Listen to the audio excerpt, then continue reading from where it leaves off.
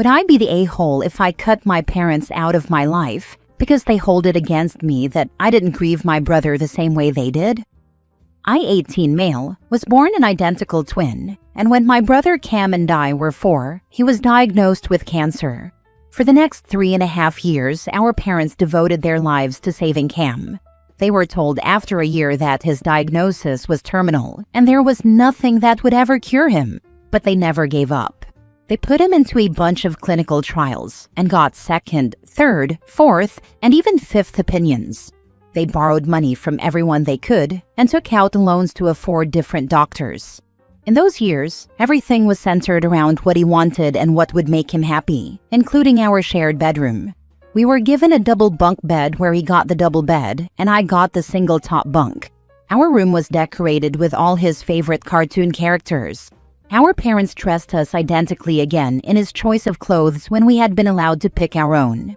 Our birthdays were his birthdays only, and even though Cam tried to include me in the last 2, he wasn't able to because our parents were determined to make the most of him. It was rough, and to be honest, it was lonely back then. I loved my brother, and he loved me. I never hated him.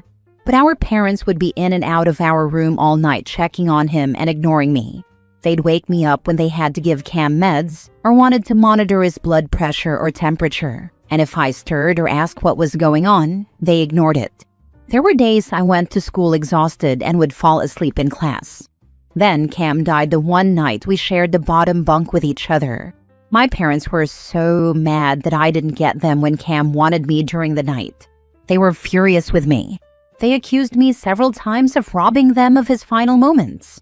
After Cam died, our room became a shrine to him. It wasn't supposed to be touched or changed at all. I was kept in the single bunk, and his double part was kept in the same bedclothes as the night he died. Whenever I even looked at it too much, they would get mad at me. They'd say it was his bunk, not mine. Even 10 years later, they would say how awful I was to want to steal Cam's bed from him. The one and only time I asked if the room could be redecorated because I was older and wanted a more grown-up room, they almost unalived me, I swear. I don't know why they didn't attack me, but they moved like they would and looked like they would. They did yell a lot, and they made several accusations, like I never loved Cam, I was trying to erase him, that I hated them, and I stomped all over their grief. It was intense. They told me I knew I liked the room being the way it always was, so I was selfish for asking to take that away from them. When I asked to move out of the room, it was another thing they held against me and hated me for. That room being my bedroom still felt so wrong. I was surrounded by Cam and suffocated by his memory, and they just saw it as me hating him. They said I needed to be in Cam's room because I was always in there and it couldn't change. I preferred to remember him on our birthday. My parents completely ignored our birthday and me that day and only wanted to remember his anniversary, and they got so upset when it wasn't my focus. This stuff, and way more, was thrown in my face all the time while I still lived there. I tried talking to others about it, who talked to my parents, and it just never changed anything. They didn't want help. They didn't want to accept that I could grieve differently than them. I went to stay with a friend's family the day before my birthday, and I haven't gone back since. I didn't block my parents either, and whenever I see them, I don't ignore that they're there. But I kind of wonder if I need to. I don't think they're good for me, and they accused me of abandoning them one of the times I saw them. I guess in a way I have, because I feel like I need to. But would I be the a-hole if I cut them out of my life because of everything? Now for the top comments. Not the a-hole. Block them and finally live your life. Your parents are the ones who neglected and abandoned you, and because of that, they lost both of their sons. I think that will be the best long-term thing for me. Having them in my life is never going to be really that healthy. Tell them they abandoned you 14 years ago. Please, get some counseling to help you heal from their abuse. This is a horrific story. They didn't acknowledge your grief. They didn't acknowledge your needs, and they didn't acknowledge your sadness. They blamed you for everything. That is a terribly cruel thing to do to a young child. You're absolutely right to cut them off completely. It's astonishing that they would say you abandoned them when they basically abandoned you as a child. I can't tell you how sorry I am for you that this happened to you. I hope you're getting counseling to deal with it because it has to have damaged you to grow up with that kind of treatment. Please do cut them out of your life, not the a-hole. I'm thinking they might have assumed they would always have me to take their anger out on. Now they don't. They can't scream at me for not remembering how they want me to, or for stealing his final moments from them. All they have is each other now in reality. Not the a-hole. They were awful to you and continue to be awful to you. You can't get a good childhood back, but may the rest of your life be filled with people who love and treasure you. Thank you. I'd like to have a happier life. I'd love to be able to remember my brother without drowning in his loss. Next story. Am I the a-hole for not siding with my wife over our son's ex-girlfriend's pregnancy? Our son, who just turned 16, had a girlfriend. She's 16, almost 17, but they broke up about a month ago. About 3 weeks ago, we were informed by her parents that she is pregnant. She is slightly showing. The dates line up with my son's relationship. My wife and I went into full panic mode. We waited a couple of days before telling our son, who didn't know. He immediately said, "It's not mine. I never slept with her." I didn't believe him as I know he is active. He did the sensible thing and asked me for protection. However, he kept on saying they never did it. He said he cheated on her. I had a heart-to-heart with him, and he is an absolute craphead, but I began to believe him. He said he always raps and he has asked for restocks. My wife, on the other hand, still didn't believe him. Both families met. My wife started the conversation, just accepting that our son is the father and was trying to figure out a solution, funding, etc. My son spoke up, saying it's not his baby as they never had sex. He was genuinely angry. Then he made a comment that I'm going to rephrase. Apparently, they only ever did a certain act which can't result in a baby, and it was unsatisfactory, so he never went any further with her.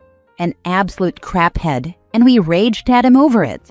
His ex-girlfriend admits they rarely did it, but explained the event, the when and where, and I will say it was believable too. I know he's a complete liar. I know he is an absolute dog, but I believe him still. My wife, however, is angry with me for playing into his nonsense. She said I'm part of the boy culture. She said children born to teen parents are more likely to be teen parents, and we were both 17 when my wife got pregnant. She said I'm worsening the situation by not living in reality, and she is left to figure out what to do on her own. To her point, I am hands-off on further meetings with the other family. I don't believe we should have those discussions until it's proven he's the dad. Am I the a-hole? Also, this is really ranty. I'm sorry, but I needed to let off some steam. Just to add, her parents don't want to do a paternity test until after the child is born. They said it could harm the baby, but apparently it's harmless, so I don't know. So we cannot get a test done before then. Stop fighting and get a paternity test. Teenagers aren't the brightest when it comes to sex and pregnancy. The paternity testing will clear up the whole who did what, and you can proceed rationally from there. They can get a court order now. There's no harm to the pregnancy. That's just a dodge folks try to use, especially if this is a cash grab from the girlfriend's family. As a former family attorney, I'm fully of the belief that parents should take pregnant minor daughters down to Planned Parenthood and then to counseling, because there's no need for anyone's life to get ruined, because stupid teenagered, but especially an innocent baby. You do nothing until there's a confirmed paternity test. Yeah, what else is there to say? The son sounds like a self-serving little a-hole who is fully capable of lying his butt off to weasel out of accountability, but you're literally not gonna know anything until one of them confesses to lying or paternity is tested. Also, do not sign the birth certificate until a DNA test has been done. By signing the birth certificate, your son is making a legal declaration that he is the father, which in some places is nearly impossible to undo. This, and if he gets anything about going to court, make sure he goes. Or he could be named father by default. Next story. Am I the a-hole for not wanting to help my mom and her fiancé with his disabled child? I, 20 male, moved out of my mom's 42 female house a couple of years ago when I went to college. Until 10 months ago, I had my own room there, but her fiancé, 45 male, and his 2 kids, 6 male and 4 female, moved in with her. The 4-year-old has a host of disabilities. I know she has a seizure disorder and a condition called osteogenesis imperfecta. But I believe there's another one involving paralysis or spasms of the stomach or esophagus. My mom took classes for over 2 months before her fiancé moved in, so she would know how to take care of his daughter. Her fiancé's ex is totally out of the picture, so mom decided she would need to step up completely, which I get. I have been back twice since mom's fiancé moved in with his kids. The first time was at Christmas, and I stayed with my grandparents because my old room went to the 4-year-old and there was no spare room for me. My mom was disappointed, but I pointed out it would stop me from getting in the way of their routine too. The second time was late June or early July. I was home for a few weeks and again stayed with my grandparents. Mom offered to buy a pull-out bed for me, but I said I was good with my grandparents.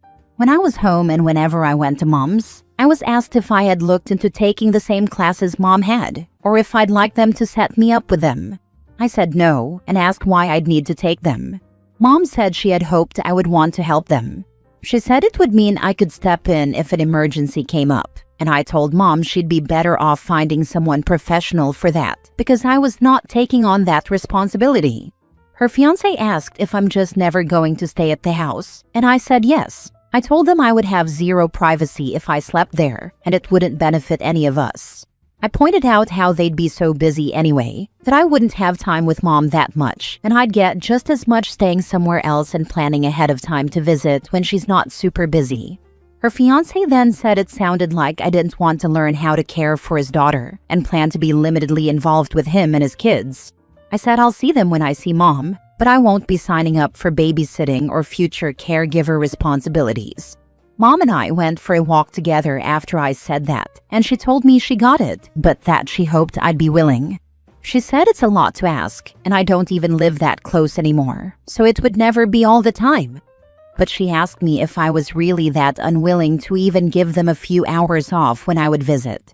She said it would be so helpful.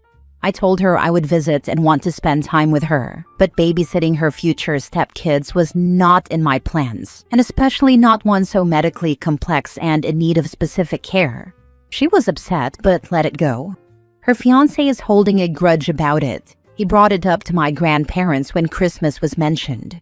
They said they got the feeling he was also annoyed they gave me a place to stay during my visits because it gives me an excuse not to get closer to his kids and therefore be more willing to learn how to take care of his daughter.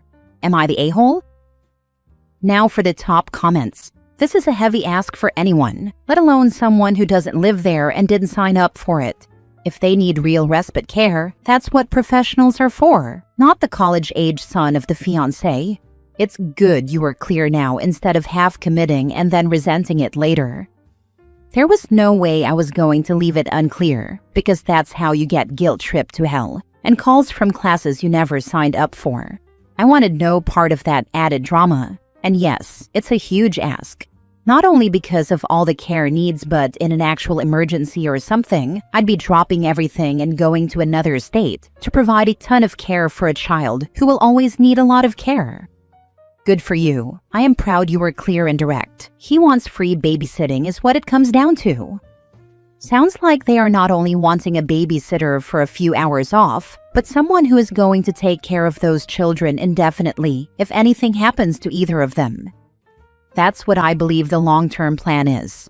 I don't know if he plans for his son to take over for his daughter when his son's older, but I suspect he's thinking I'd be an even better choice. Last story. Am I the a-hole for not solving the problem by punishing my daughter? I have 4 kids, and one, Nora 16 female, still lives with me. One of my sons, 38 male Jeremy, recently went completely broke. I won't get into details, but it wasn't his fault and just a series of bad luck. He asked to move in with me and I agreed. The problem is that he doesn't get along with Nora. I allowed Nora to take my old car when she got her license. Now Jeremy wants to use the car because he needs it more than a teenager, and Nora will not allow it.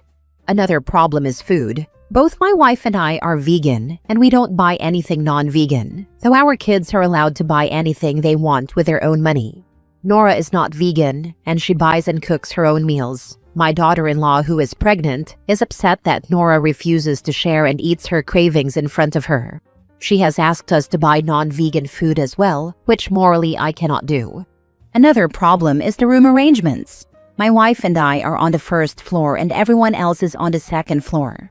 Nora has a habit of playing violin whenever she wants. It was never a problem for us. Now they have a problem with it and think Nora needs to get used to not playing as much because once the baby arrives, which is very soon, they are worried the baby won't be able to sleep. The last problem is that Nora refuses to let them use her bathroom. There are 2 bathrooms upstairs, and one has always been Nora's, and the other one can be used by anyone. They think their son, my grandson Peter, 17, should share Nora's bathroom. They have been fighting non-stop and I'm tired of it. They told me to solve the problem, and by solving they meant force Nora to do what they want. And I told them if they bother me again, I will solve the problem by kicking them out. I have a responsibility to my minor child, but I don't have a responsibility to them. Now they think I'm an a-hole. How many people moved in? Your son, his wife, their son, a baby on the way? Yes, you can help your son out temporarily, but Nora is still a minor child living in the family home. Your son doesn't get to ask for help and then demand everything suit him. The only reasonable request here would be asking Nora to have some quiet hours with the violin, perhaps midnight to 8 a.m. or something like that. Everything else is unreasonable.